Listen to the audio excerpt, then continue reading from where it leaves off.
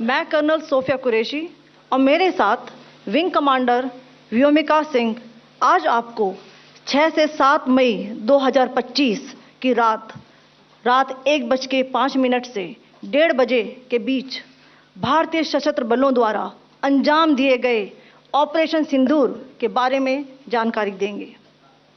Operation सिंदूर 22 अप्रैल को पहलगाम में हुए विभत्स आतंकवादी हमले के शिकार मासूम नागरिकों व उनके परिवारों को न्याय देने के लिए लॉन्च किया गया था।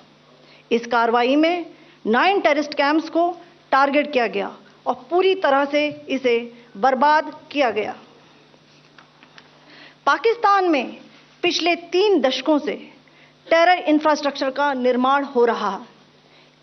इसमें recruitment, indoctrination centres, training areas व लॉन्च पैड शामिल थे, जो पाकिस्तान और पाक अधिकृत जम्मू कश्मीर POJK दोनों में फैले हैं।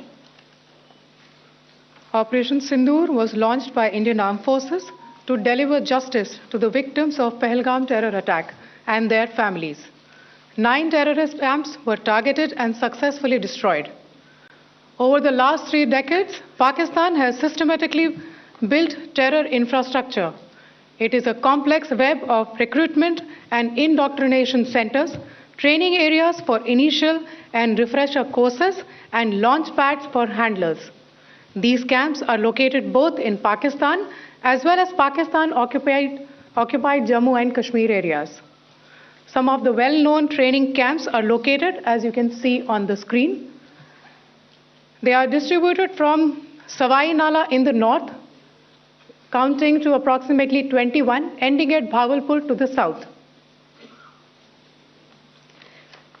इन लक्ष्यों का चयन विश्वसनीय इंटेलिजेंस सूचनाओं के आधार पर हुआ ताकि आतंक गतिविधियों की रीढ़ तोड़ी जा सके, और यह खास ध्यान दिया गया कि निर्दोष नागरिकों और सिविलियन इंस्टॉलेशन को नुकसान न पहुंचे।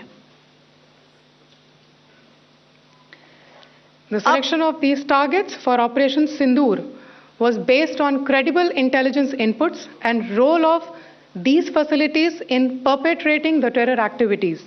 The locations were so selected to avoid damage to civilian infrastructures and loss of any civilian lives. This was done with due diligence, and the camps selected for targeting and their engagement will now be shown to you one by one.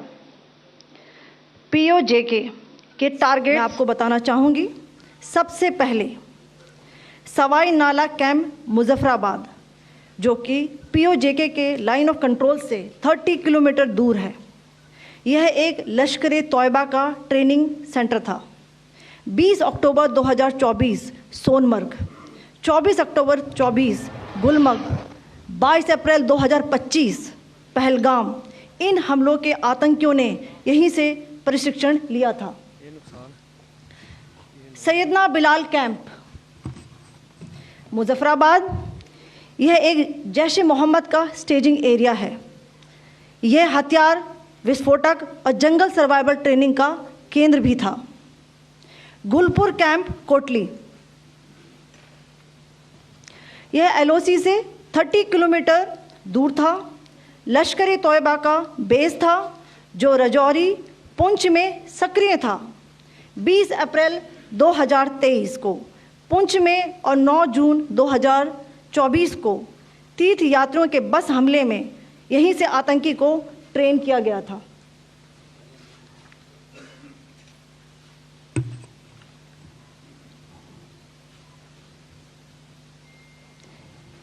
Barnala camp बिम्बर, ये LOC से 9 kilometre दूर है। यहाँ पर हथियार, handling, IED व जंगल survival का प्रशिक्षण केंद्र था। अब्बास कैंप कोटली,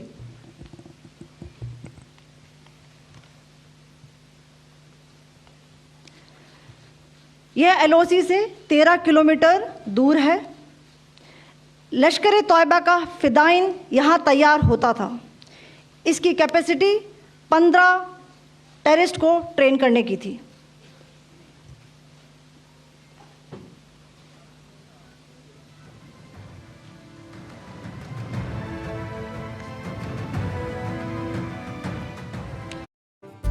कि जो हत्या की गई थी उन आतंकवादियों को इसी जगह पर ट्रेन किया गया था। दूसरा, महमूना जाया कैंप सियालकोट, यह 18 से 12 किलोमीटर आईबी से दूर था। हिजबुल मुजाहिदीन का बहुत बड़ा कैंप था। ये कठुआ जम्मू क्षेत्र में आतंक फैलाने का नियंत्रण केंद्र था। पठानकोट एयरफोर्स बेस पर किया गया हमला भी इसी कैंप से प्लान और डायरेक्ट किया गया था। मरकज ताइबा मुरीद के, यह आईबी से 18 से 25 किलोमीटर दूरी पर है। 2008 के मुंबई हमले के आतंकी भी यहीं से प्रशिक्षित हुए थे। अजमल कसब व डेविड हेडली भी यहाँ ट्रेन हुए थे।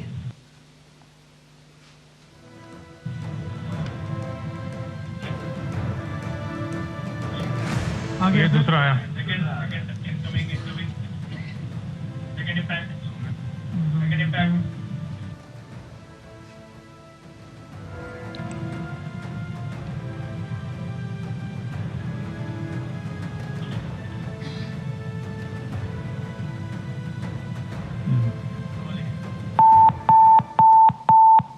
टारगेट 10 हुआ है सर अभी।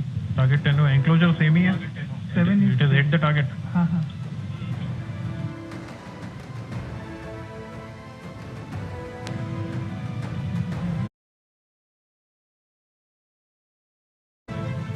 तीसरा आ गया सर।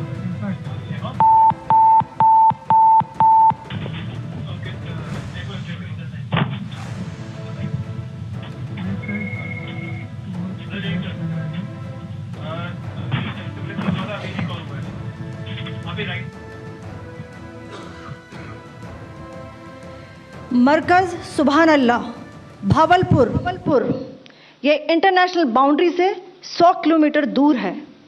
जैश ए मोहम्मद का मुख्यालय था।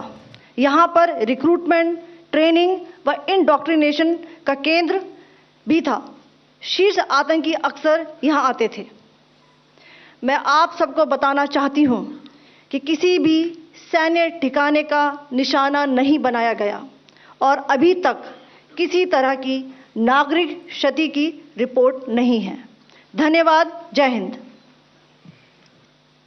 The strike on the terror camps were undertaken through precision capability, as shown to you.